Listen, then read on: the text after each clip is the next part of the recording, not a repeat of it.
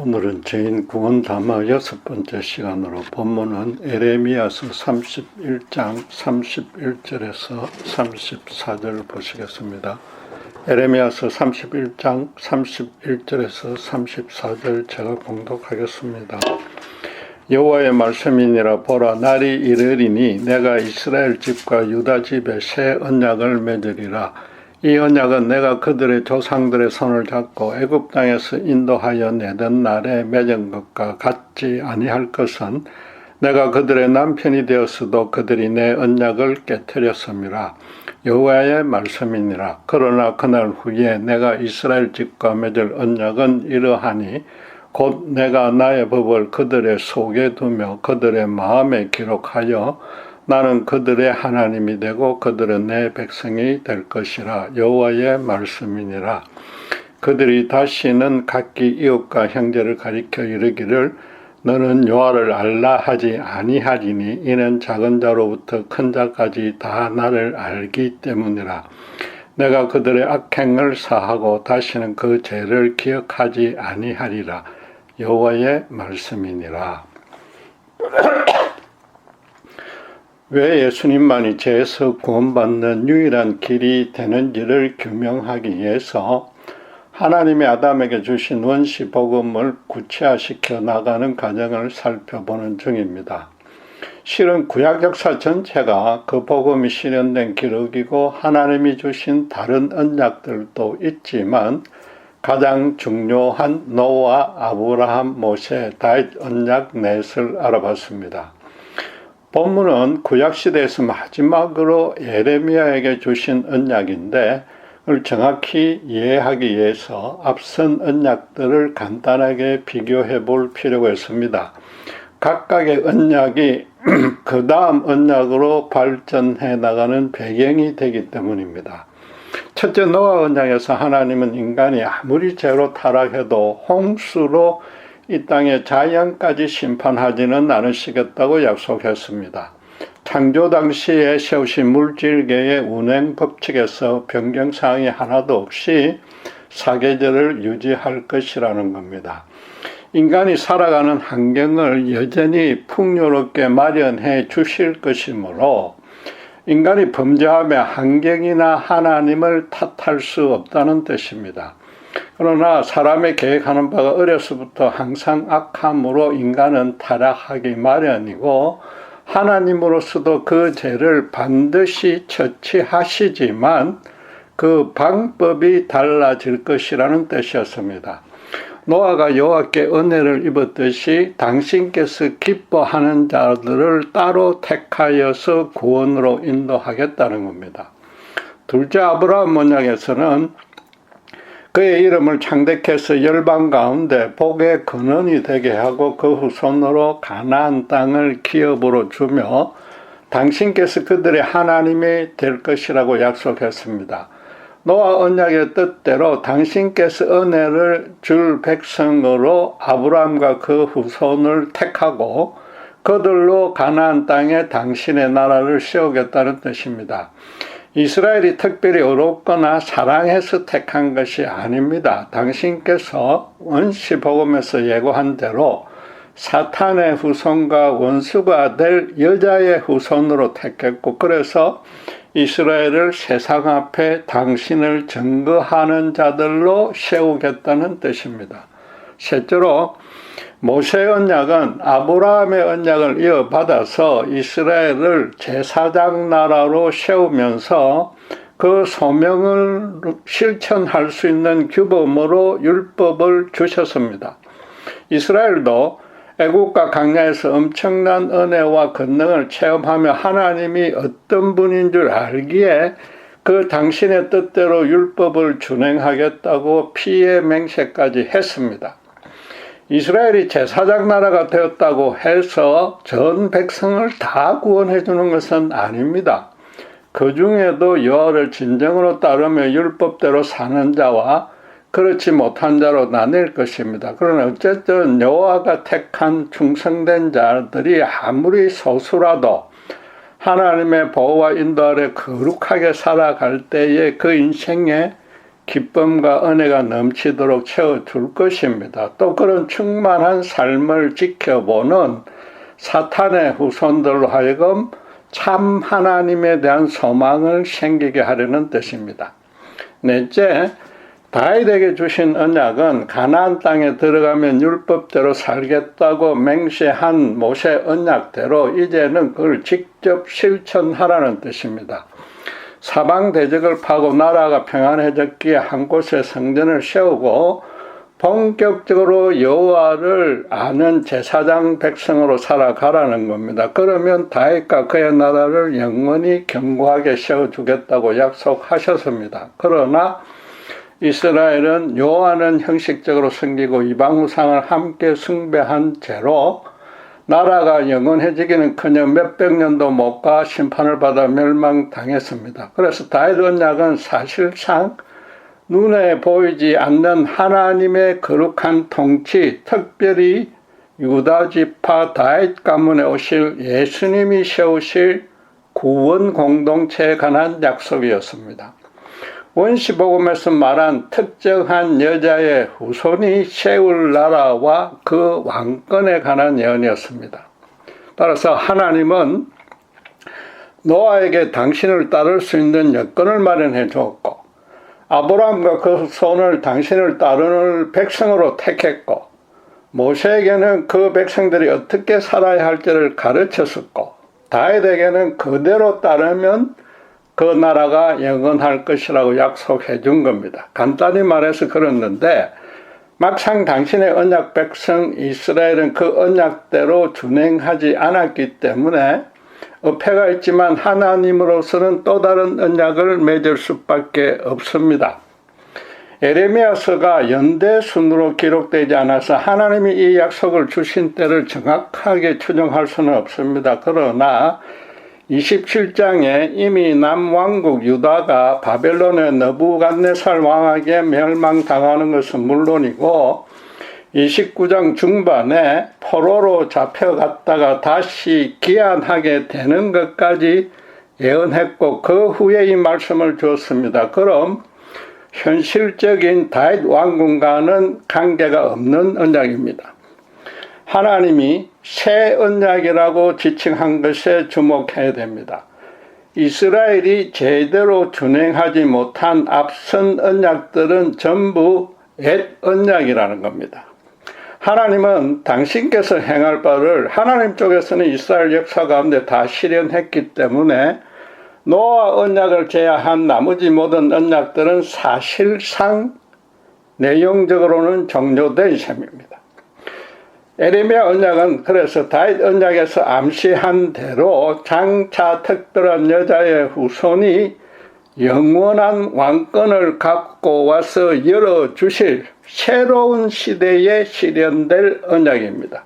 그래서 처음에 보라 날이 이르니니 라는 말로 시작한 겁니다. 하나님은 새 언약을 주신 이유도 분명히 밝혔습니다. 제사장 나라로 택한 백성들이 피의 맹세를 하고도 그 언약을 깨뜨렸기 때문이라고 합니다. 그리고 이스라엘 집과 유다 집과 언약을 맺는다고 합니다. 인간들의 탐욕으로 두 나라로 나눠졌고 둘 다 맹세를 어겼지만 하나님은 시내산에서 언약을 맺은 12지파를 여전히 당신의 언약 백성으로 보신다는 겁니다. 특별히 당신께서 32절에 이스라엘의 남편이 되었는데도 언약을 깨뜨렸다고 합니다. 에레미야는 그 앞에 서두에 2장 2절과 3장 14절에서 이스라엘은 신부를 당신을 남편이라고 칭했는데 말하자면 이스라엘과 맺은 언약들은 결혼관계와 같다는 뜻입니다.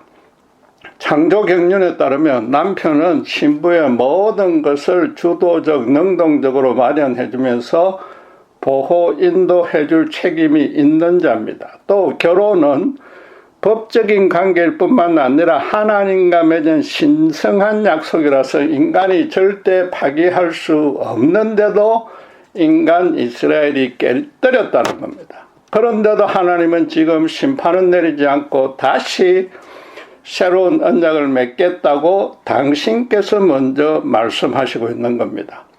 그런데 원시복음 자체부터가 장래에 이루어질 내용이었습니다. 그러면 그때가 될 때까지 죄로 타락한 인간은 계속 실패할 것이고, 그래도 하나님은 계속 은혜를 베푸실 것이라는 의미가 이미 그 안에 내포되어 있는 겁니다.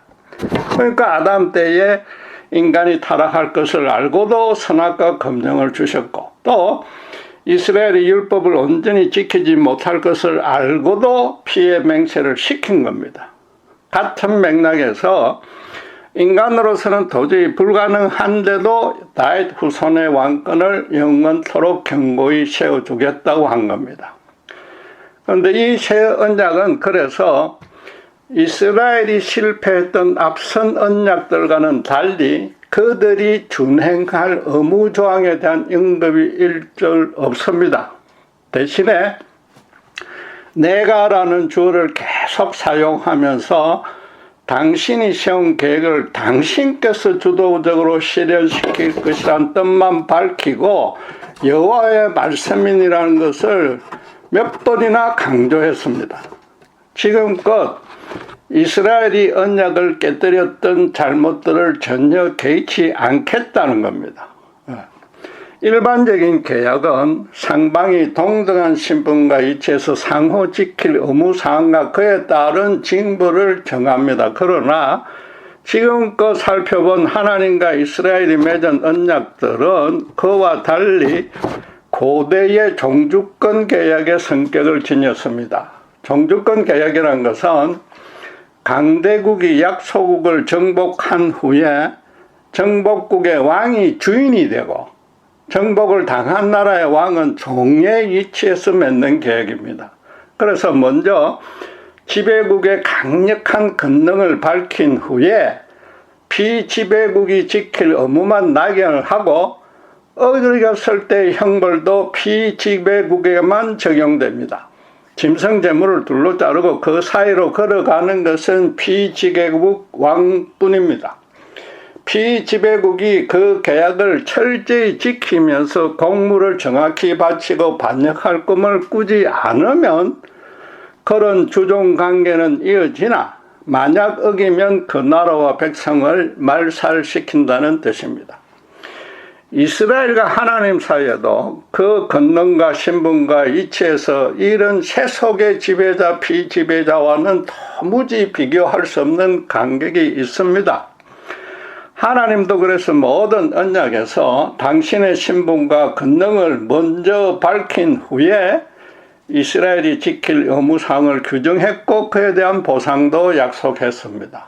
그런데 자세히 살펴봤듯이 하나님이 이스라엘에게 요구하신 사항은 오직 하나로 당신을 정말로 사랑한다면 당신의 품에서 벗어나지 말라는 것뿐이었습니다. 그렇지 않으면 남편과 아내의 관계만 종식되는데 하나님은 한 걸음 더 나아가서 그들이 거역하고 진정으로 회개하지 않았는데도 계속해서 다시 언약을 맺으면서 기다려 주셨던 겁니다. 하나님의 그런 일방적인 은혜를 증명하는 결정적인 사건이 하나 있었습니다. 아브라함에게 그의 후손이 하늘의 별처럼 창성해지고 가나안 땅을 기업으로 주실 것이라고 약속해 주자 아브라함이 그것이 이루어질 징표를 달라고 했습니다. 그래서 하나님은 창세기 15장 17절에 보면 아브라함들어 짐승을 취하여 둘로 쪼개 펼쳐 놓으라고 한 후에 한밤중에 타는 햇불로 그 쪼개진 고기 사이로 지나가게 했습니다. 햇불은 하나님의 임재를 상징하는데 그 언약을 어기면 당신께서 그 죽은 짐승처럼 되겠다는 겁니다. 아브라함이 그 사이를 지나갔어야 하는데도 그렇게 하라고 명령하지 않았습니다. 영원하신 하나님이 죽을 리가 없으니까 당신께서 그 언약을 절대로 어기지 않는다는 뜻이었습니다. 나중에 실제로 성자 하나님이신 예수님이 십자가에서 죽으실 것을 예표한 겁니다.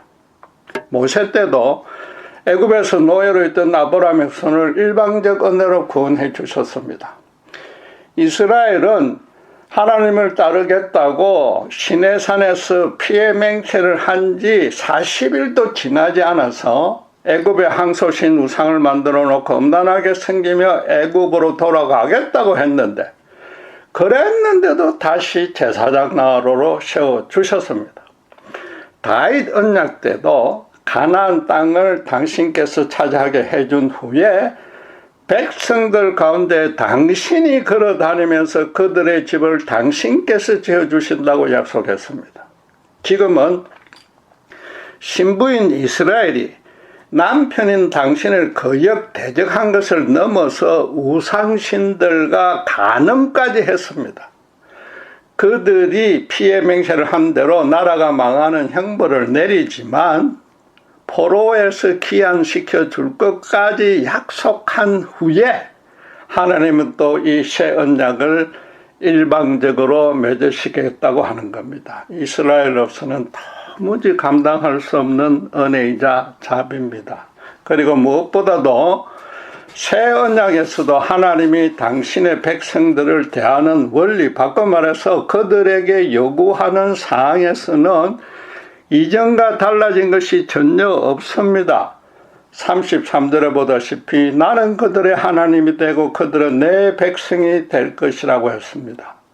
그러니까 너희도 당신을 진정으로 사랑하기만 하면 된다는 의미입니다. 달라진 것은 그런 사랑의 관계를 맺어가는 방식과 또 그에 대한 결과입니다. 먼저 33절을 보면 내가 나의 법을 그들 속에 두며 그들의 마음에 기록하여라고 합니다. 그들 마음에 두는 당신의 법은 이중적인 의미를 지닙니다. 첫째, 당신이 모세를 통해 이스라엘에게 수여하신 율법입니다. 십계명은 알다시피 돌판에 기록되어서 지성소 언약궤 안에 담겨 있고 두루마리에 기록된 전체 율법은 제사장들이 제사를 드릴 때 낭독했습니다. 장차 그 법을 그들 속에 두겠다고 했으니까 제사장이 아닌 어느 누구라도 알 수 있게 된다는 겁니다. 또 각자의 마음으로 알게 해준다고 했으니까 두루마리 율법을 읽고 배우는 그런 방식과는 달라진다는 겁니다. 그렇다고 해서 하나님이 각자가 율법 전부를 외울 수 있게 역사해 주는 건 아닙니다. 유대 성인 남자라면 신명기 6장 4절에서 9절까지 토라에서 자식들에게 부지런히 가르치라고 명한 대로 이미 율법을 거의 암송하고 있었기 때문에 그럴 필요도 없습니다. 하나님이 마음으로 알게 해준다는 것은 성령님이 각자의 마음에 역사하여 율법의 정신은 물론이고 그것을 어떻게 삶에 적용 실천해 줘야 될지 알 수 있게 해준다는 겁니다.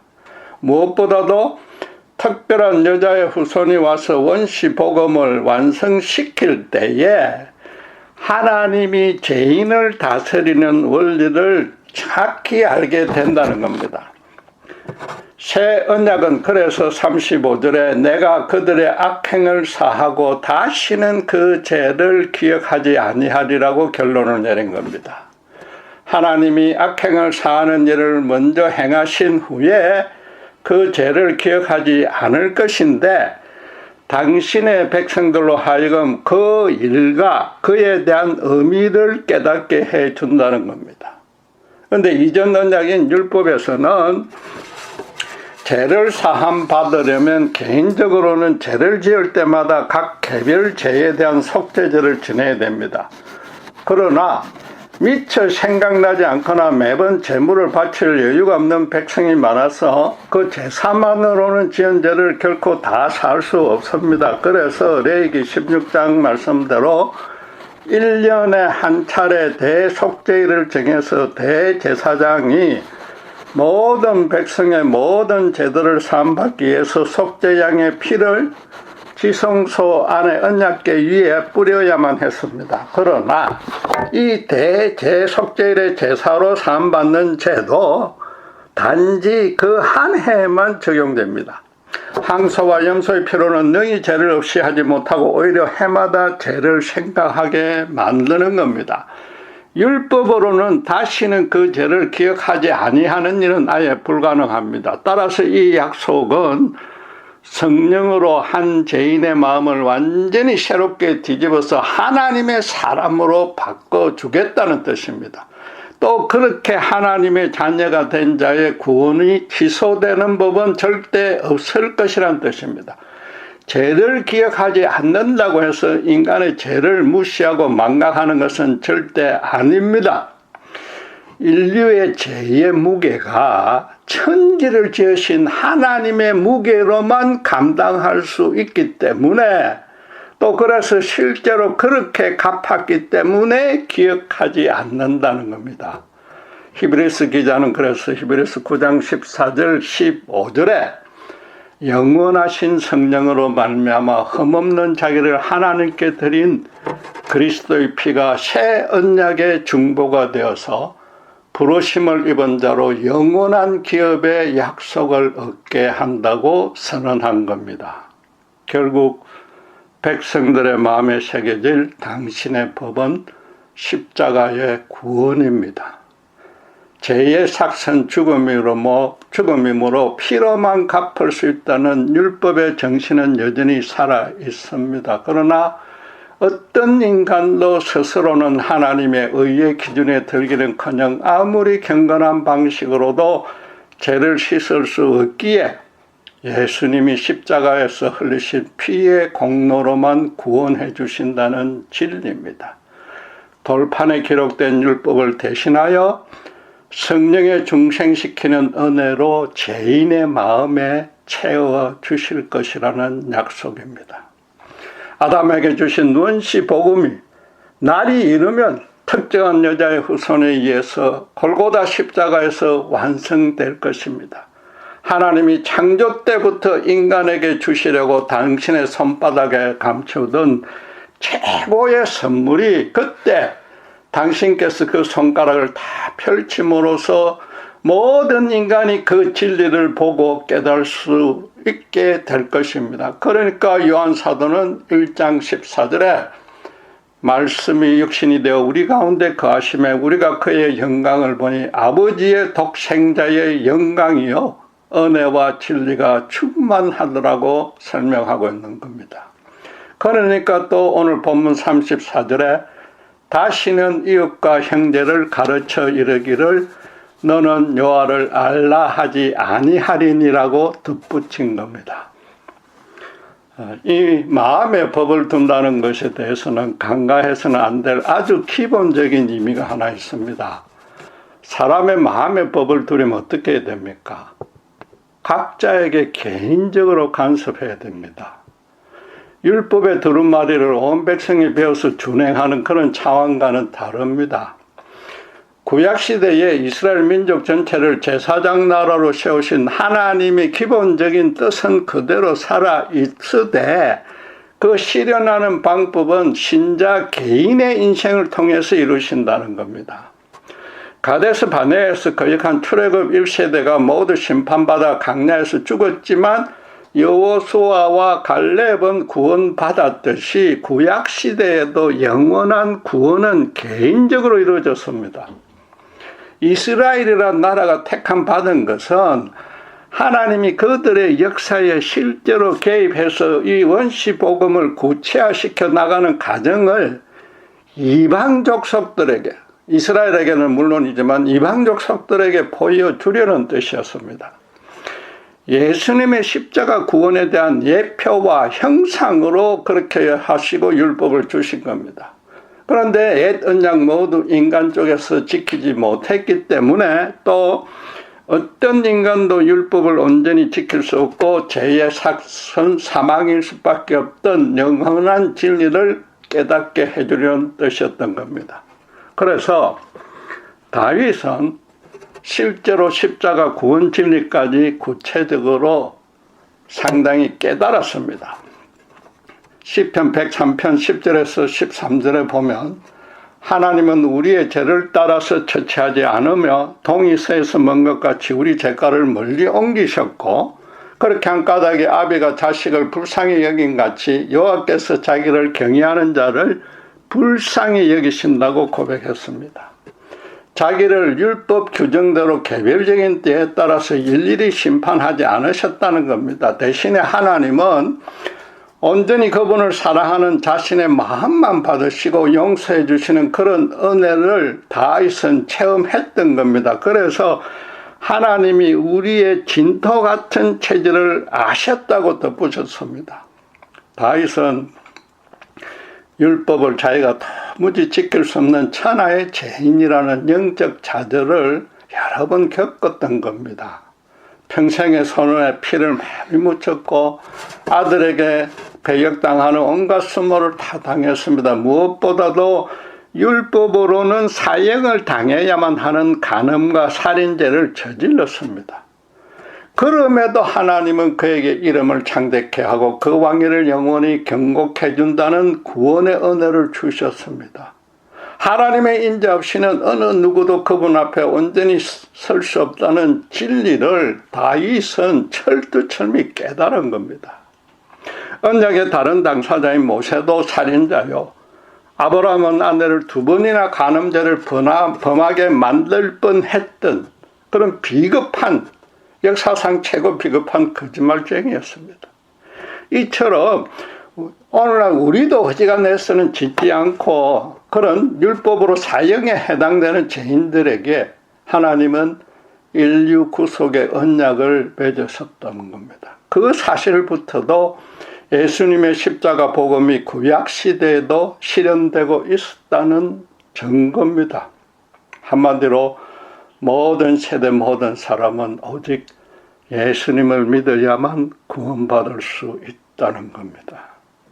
예수님과 동시대 인물인 바울은 율법에서 죄라고 규정하는 살인, 간음, 도적질, 거짓 증거, 탐욕 등을 평생도록 멀리하고 하나님이 정하신 제사법, 정결법 등을 철저하게 지켰습니다. 빌립보 3장 6절에 자기 입으로 율법에 이루는 흠이 없는 자라고 자랑했을 정도였습니다. 그런 그도 하나님이 이 원시 복음을 주신 의미는 전혀 몰랐던 겁니다. 율법으로 따지면 사형에 청해야 될 아담과 아브라함과 모세, 다윗 모두를 자비로 살려주신 이에 언약의 주역으로 삼아 당신의 큰 일을 맡겼다는 그 사실에도 주목하지 못한 겁니다.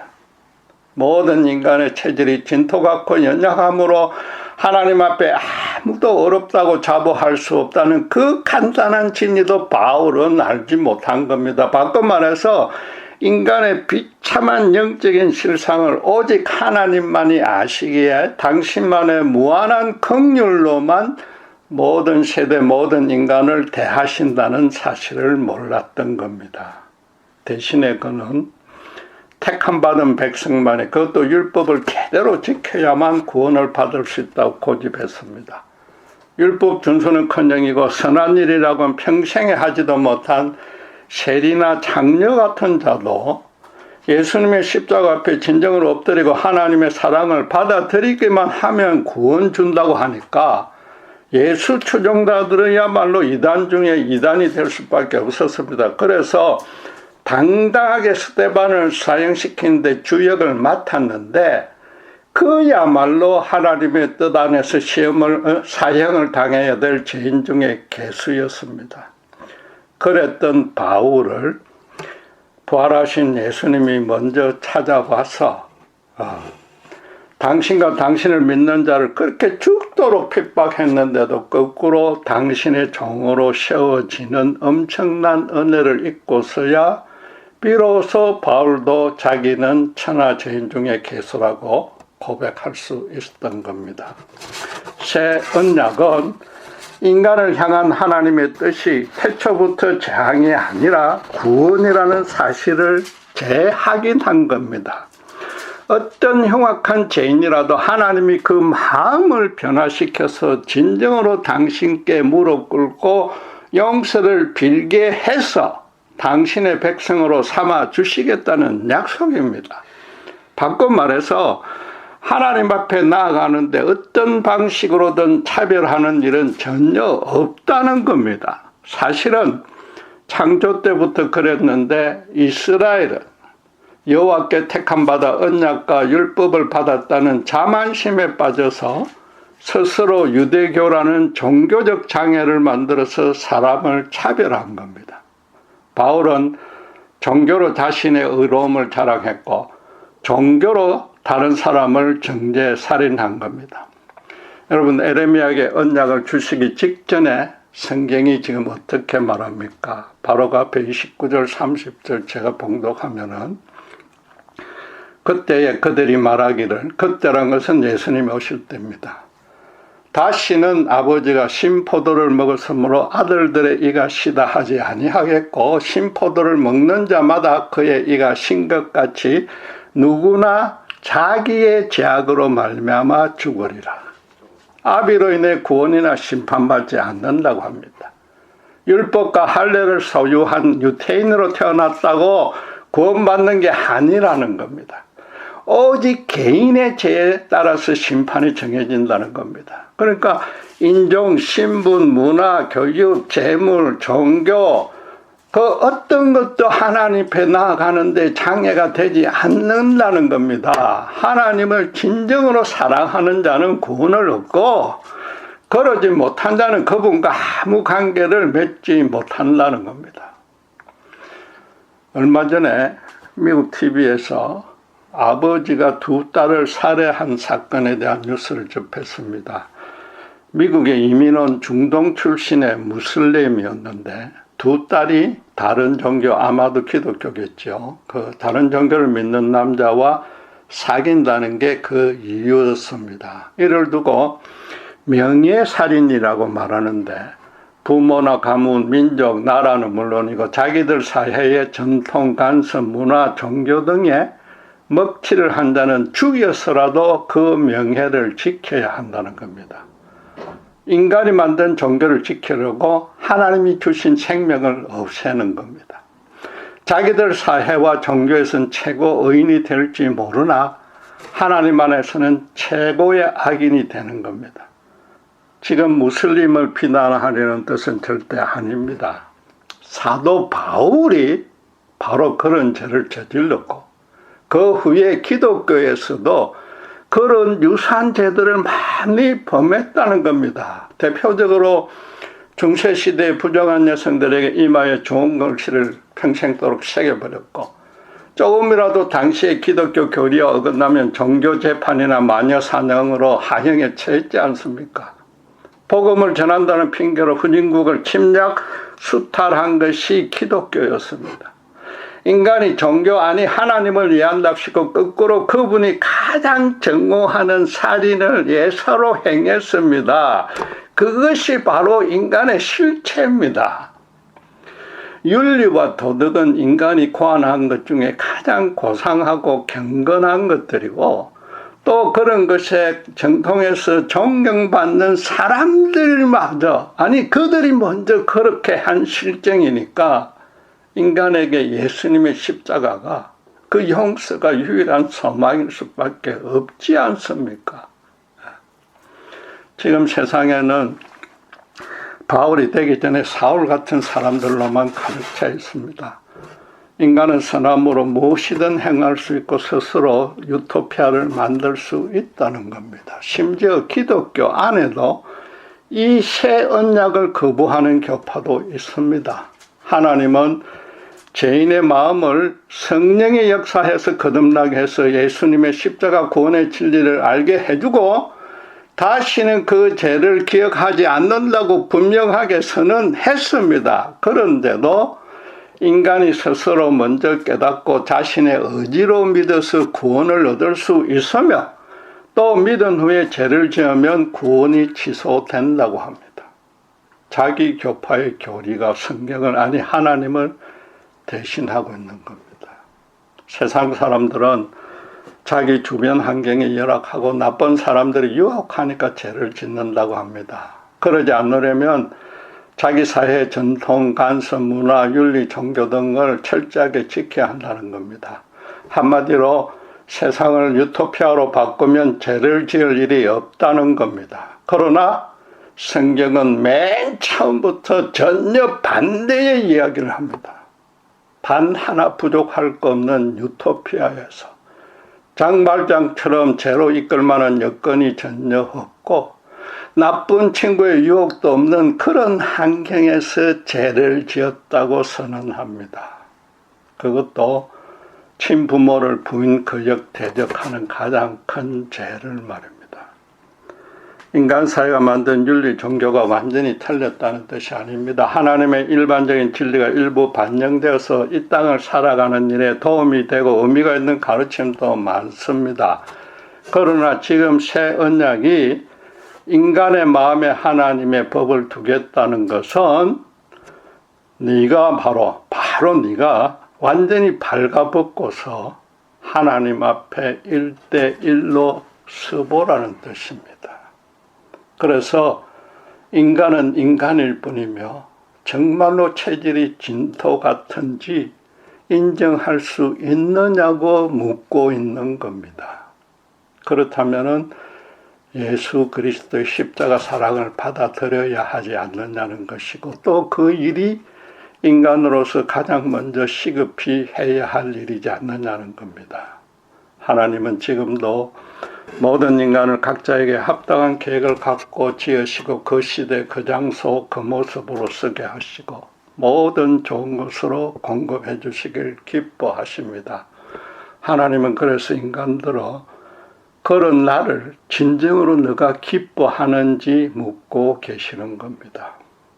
인간 사회에서 부모가 계신데도 부모를 대적하는 것만큼 큰 죄는 없습니다. 마찬가지로 하나님의 나라에서도 하나님을 버리는 것만큼 큰 죄는 없는데 지금 거꾸로 하나님의 쪽에서는 절대로 인간을 버리지 않겠다는 것이 바로 이 새 언약입니다. 여러분, 우리가 새 언약에 참여하고 있는지 점검하는 일도 간단합니다. 교회 생활에서 얼마나 열과성을 다하고 성경 지식에 능통한지 그런 여부가 아닙니다. 앞에서 인용했던 다윗과 같은 고백을 하느냐 여부 하나뿐입니다. 예수를 믿고 나서도 여전히 내 체질이 진토 같으니 제발 저를 불쌍히 여기셔서 십자가 사랑으로 채워주시옵소서. 그런 고백이 평생토록 입에 붙어 있느냐 그 하나입니다. 신자는 십자가 외에는 인간 세상에서 인정받는 어떤 진리라도 자기 인생의 중심에 세워서는 안 됩니다. 혹시라도 바울이 되기 전에 사울처럼 자기 윤리나 자기 종교로 다른 이는 물론이고 자기 자신을 판단하려 들면 더더욱 안 되고 그러면 곧바로 예수님의 사랑 밖으로 떨어지게 됩니다.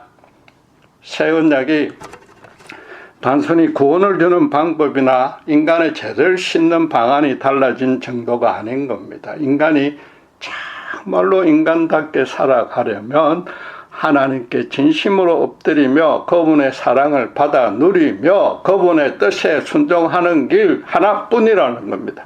그 사랑을 예수님의 십자가에 완전히 보이게 했고 성령의 역사로 천하의 죄인들을 받아 누리게 하겠다는 그 약속입니다. 이것이 성경이 처음부터 끝까지 계시하는, 말하자면 하나님이 태초부터 영원까지 인간을 향해 품으시는 첫째가는 뜻인 겁니다. 기도하겠습니다. 하나님 아버지, 에레미야에게 주신 새 언약에서 우리의 죄를 사하신 후에 다시는 그 죄를 기억하지 아니하시겠다고 합니다. 그 일은 오직 예수님의 십자가 대속 은혜로만 이루어질 수 있으며 우리는 이미 그 은혜 가운데 있음을 압니다. 하나님이 우리가 여전히 지금도 쓰러지고 넘어지지만 그 죄를 일일이 채취하지 아니하시고 기억도 아니하신 까닭은 오직 처음부터 끝까지 세상 앞에 제사장 나라로 서라는 그 목적 때문임을 다시 확인하고 정말로 이 놀라운 자비와 은혜 앞에 날마다 무릎 꿇고 우리를 쳐서 복종시키며 바울처럼 끝까지 우리를 위해 죽으신 주님을 위한 삶을 살아갈 수 있도록 우리를 축복하시고 인도해 주시옵소서. 감사합니다. 우리 주 예수 그리스도 이름으로 기도드렸습니다.